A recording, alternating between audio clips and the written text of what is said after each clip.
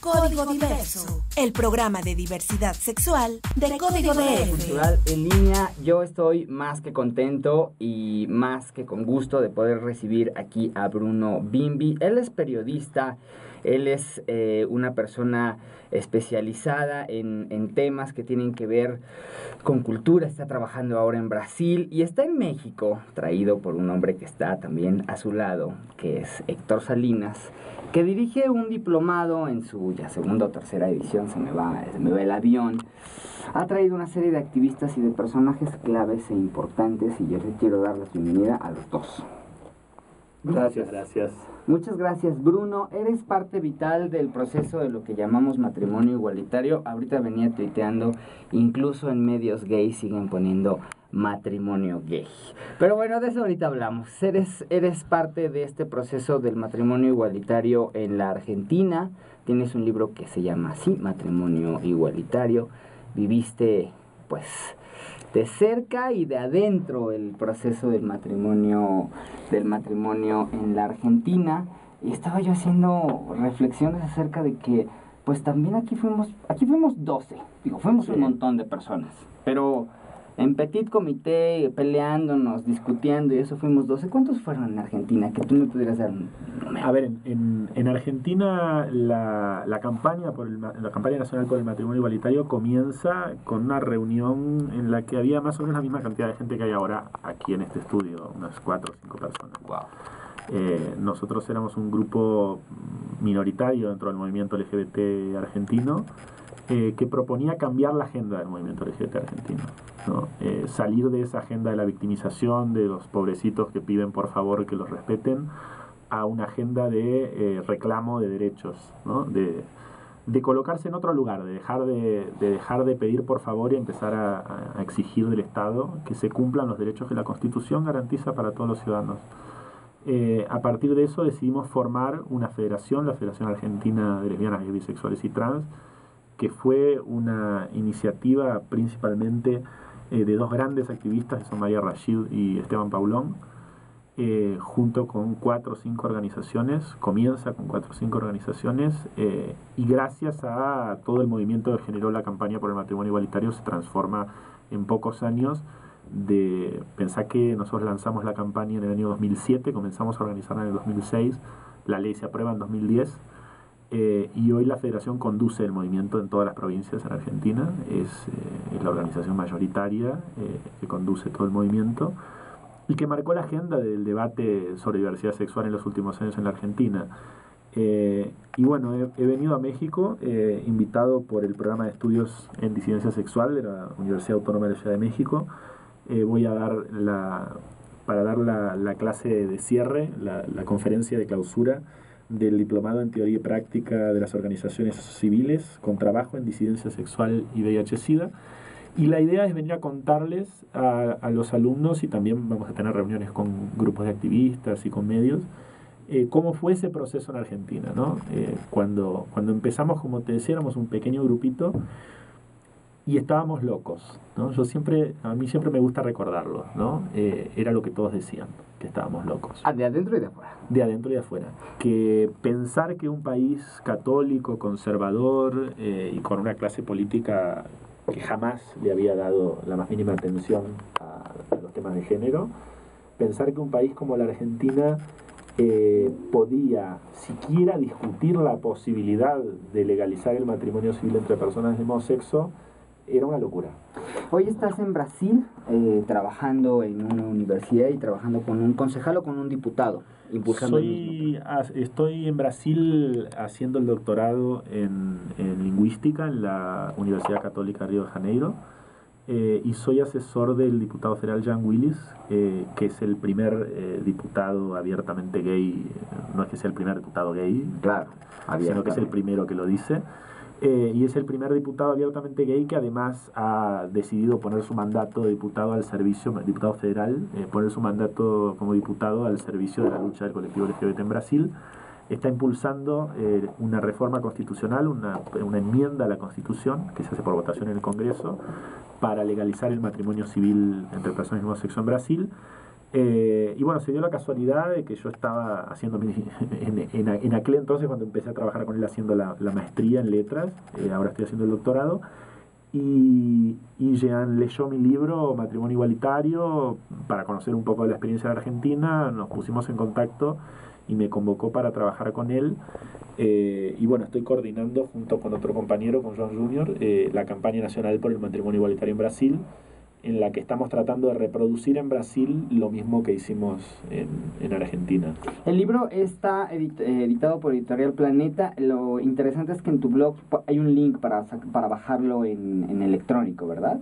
No, para bajarlo no se puede porque el contrato con la editorial no lo permite, pero sí para comprarlo. Hay varias librerías argentinas que lo ofrecen a todo el mundo, digamos, librocity.com, temática.com. Hay distintas librerías de Argentina, librería Santa Fe, Cúspide, que tienen página web en la que buscando Matrimonio Igualitario, Bruno Bimbi, encuentran el libro y se envía por correo a cualquier lugar del mundo. Porque además es súper interesante, digo, este es un programa especializado para que lo escuchen los LGBT, pero lo escuchan un montón de gente que no es LGBT, porque al final de cuentas es eso, es enterarse del proceso desde adentro, desde afuera, de lo que se vivió en el matrimonio. Aquí tenemos una expresión que es fuego amigo. Y el fuego amigo seguramente también se vivió ya me lo comentabas, en Argentina, ¿no? Digo, éramos 12, 15 gatos a lo más, con un montón de gente más que se sumó, pero la gente que estaba trabajando al interior del tema era muy interesante, porque recuerdo las primeras reuniones, y te lo pregunto porque quiero que me lo digas, nadie se quería casar. O sea, bueno, vamos a apoyar vamos a apoyar la enmienda, vamos a apoyar la promoción del matrimonio, pero nadie se quería casar. Solamente Lol, Kim y Judith al final sí se unieron al matrimonio. ¿Cómo era en Argentina? A ver, dos cosas.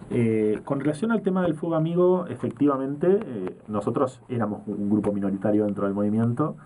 Y la primera reacción del movimiento oficial, de aquellos que durante años habían conducido el movimiento, fue decir que nosotros estábamos completamente locos, que era una propuesta irresponsable, y nos acusaban de querer llevar al movimiento a una derrota histórica, de estar reclamando algo que era imposible. Lo que decían básicamente era: ustedes están usando el matrimonio igualitario para hacerse famosos, para salir en los medios, para ganar visibilidad.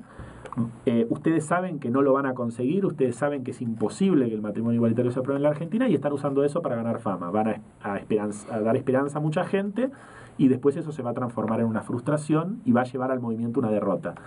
Nosotros les decíamos que no, que nosotros estábamos convencidos que sí era posible hacerlo, y bueno, creo que ya ahora no necesito... La razón se la dio el tiempo. La razón nos la dio el tiempo.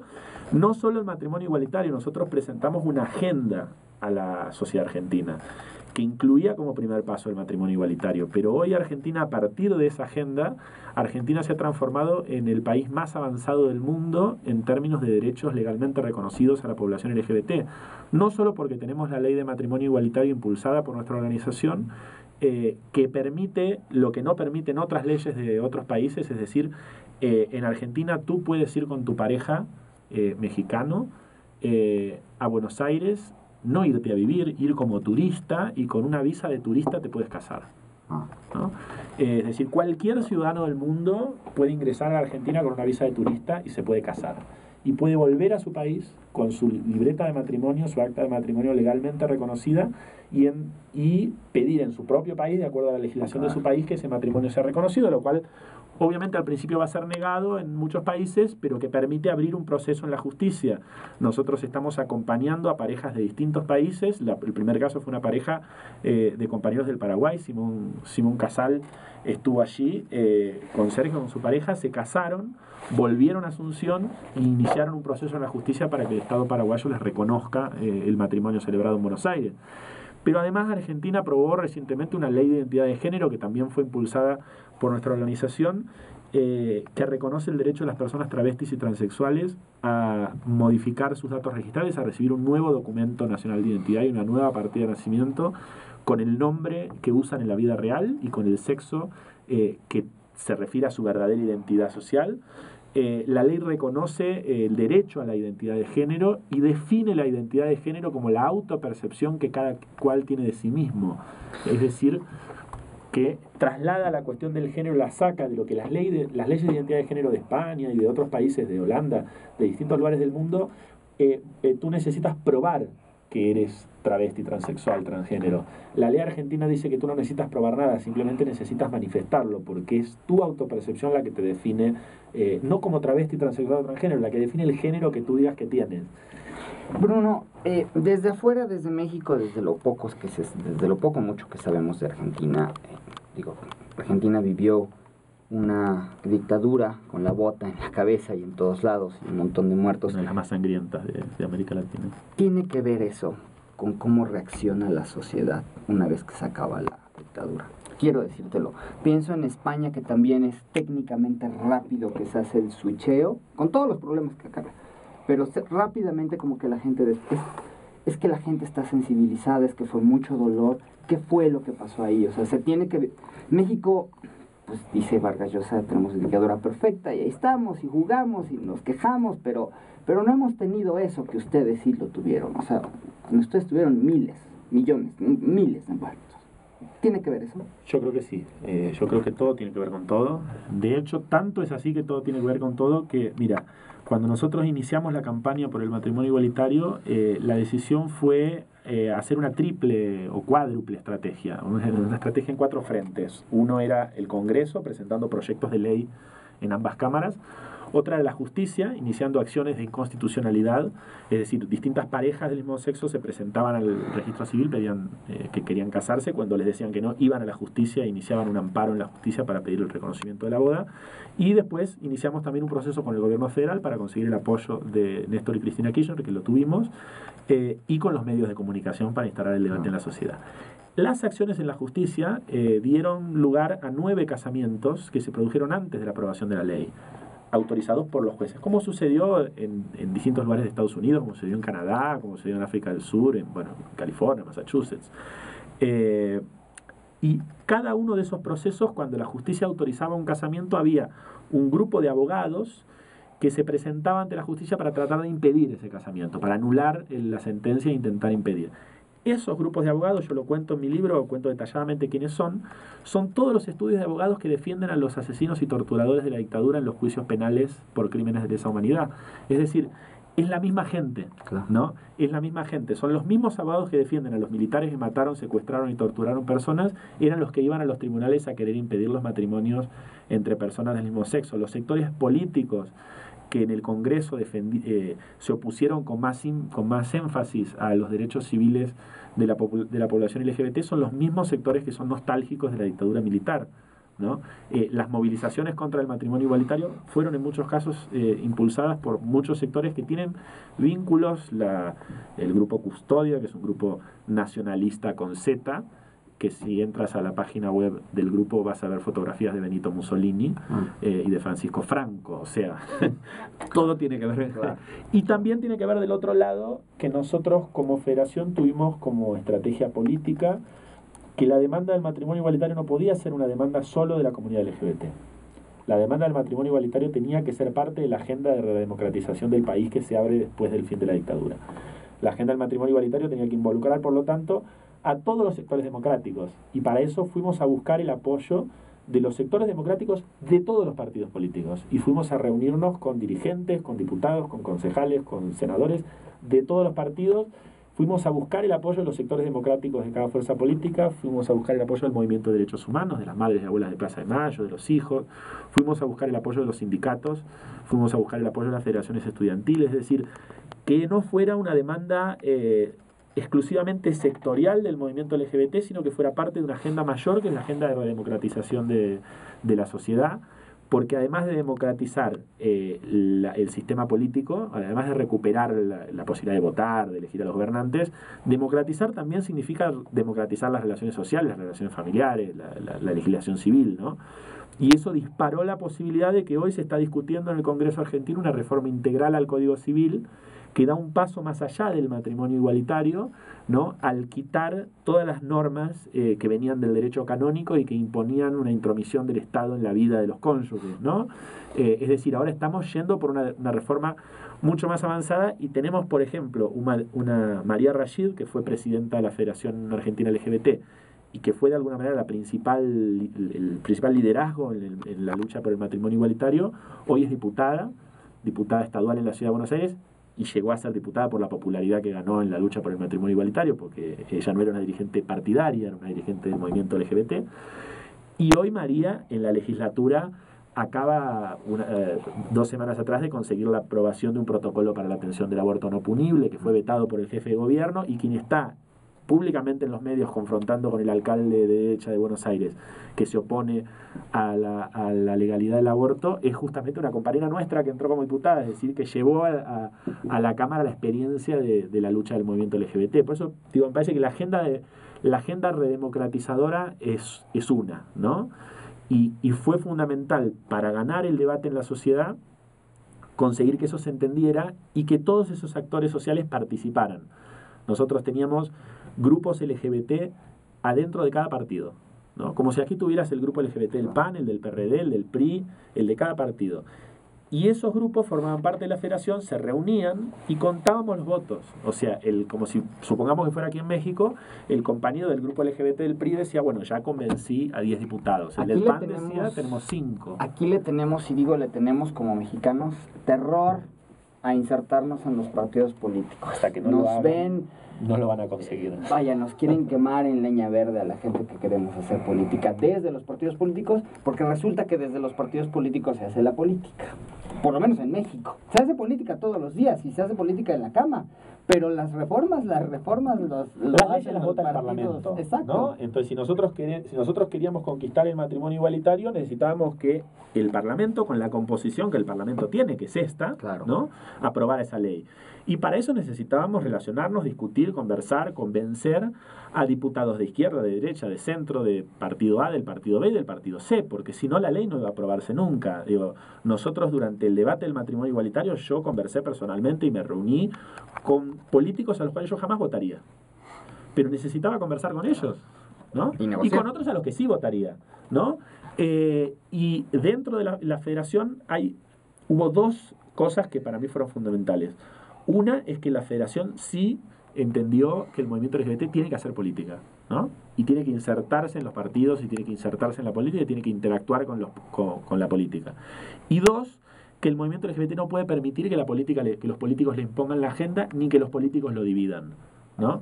Dentro de la comisión directiva de la federación hay militantes orgánicos de las principales fuerzas políticas del país. La María Rashid, que era presidenta de la federación en aquel momento, milita en el partido oficialista, en el partido de Cristina Kirchner. El actual presidente de la federación, Esteban Paulón, milita en el Partido Socialista, que es el partido del segundo candidato más votado en la última elección, es decir, de la oposición a Cristina Kirchner. Uno es oficialista, el otro es opositor. Pero en la agenda LGBT son compañeros y militan juntos, ¿no? Dentro de la federación, los compañeros de la coalición cívica, del Partido Socialista, del kirchnerismo, de la UCR, del FAP, de todos los partidos políticos dentro de la federación somos compañeros del movimiento LGBT. Y usamos inclusive a nuestros propios partidos para... Yo le contaba ayer a Héctor que en una de las provincias había elecciones para gobernador, y yo por mi propia militancia tenía más afinidad y más vínculo con uno de los candidatos, y Esteban tenía más afinidad y más vínculo con el otro, los 2 candidatos que estaban disputando la elección. Y yo llamaba por teléfono a los asesores de mi candidato, del candidato de mi partido, y le decía, mirá que mañana el otro candidato va a hacer una conferencia de prensa anunciando que apoya el matrimonio igualitario, y va a decir que vos sos un conservador. Y Esteban llamaba al otro candidato y le decía, mirá que mañana el candidato del partido de Bruno va a hacer... Y les hacíamos creer a los 2 que el otro lo iba a hacer, y al final lo hacían los 2, ¿no? Bueno, sí, hay que hacer política. Claro, es que esa es la realidad. Estoy platicando con Bruno Bimbi, periodista, en esta tarde, noche, gracias a la invitación de Héctor Salinas, que lo trae a este diplomado de la Universidad Autónoma de la Ciudad de México. ¿Qué sigue para la Argentina? ¿Qué sigue para el movimiento LGBT en Argentina?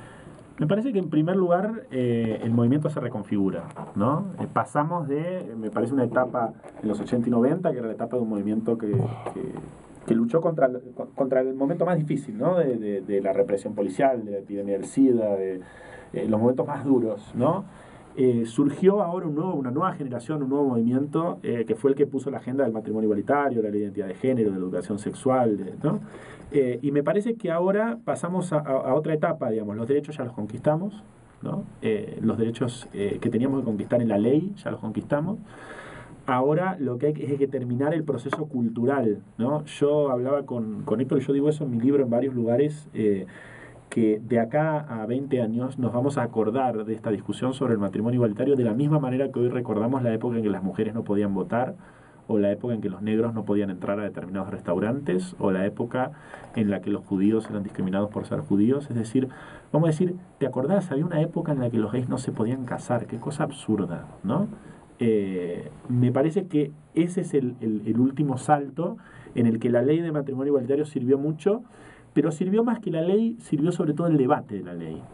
Por primera vez en la historia, durante varios meses, todos los días, todos los diarios, todos los canales de televisión, todas las radios estaban hablando de ese tema. En el Parlamento, digo, yo no sé tú, pero era de aplauso. O sea, yo los veía por internet, claro, y me paraba y aplaudía. Y mi jefe me decía, pinche loco, ¿no? Fue un debate muy bueno. Y para que esos discursos existieran, y esa es una lección también que hay que aprender, para que esos discursos existieran hubo que trabajar mucho, hubo que estudiar mucho, hubo que estar preparado para el debate y hubo que poder sentarse con cada diputado y no solo convencerlo de que vote a favor de la ley, darle argumentos para que la sepa defender, ¿no? Ahí hubo su trabajo. En esos discursos ahí hubo mucho trabajo. Su trabajo. Ahí hubo mucho trabajo. Le entregamos a cada diputado materiales escritos, conversamos con los asesores, es decir, nos preparamos para poder ir a un debate en televisión, como hubo varios, con pastores evangélicos ultrafundamentalistas, y poder discutir con ellos qué dice el Levítico, qué dice la carta de Pablo. Es decir, porque no alcanzaba con decir, como yo digo, y estoy convencido de eso, que hay que separar la iglesia del Estado, que la religión no tiene que interferir en la discusión de las leyes civiles, pero más allá de que eso es verdad, también es verdad que hay muchos diputados que son católicos, que son creyentes, y que lo que diga o no diga la Biblia para ellos era importante. Entonces había que estudiar la Biblia y había que poder discutirles qué dice realmente el Levítico y mostrarles que no dice lo que los fundamentalistas dicen que dice. Bruno Bimbi, en Twitter, ¿cómo te seguimos?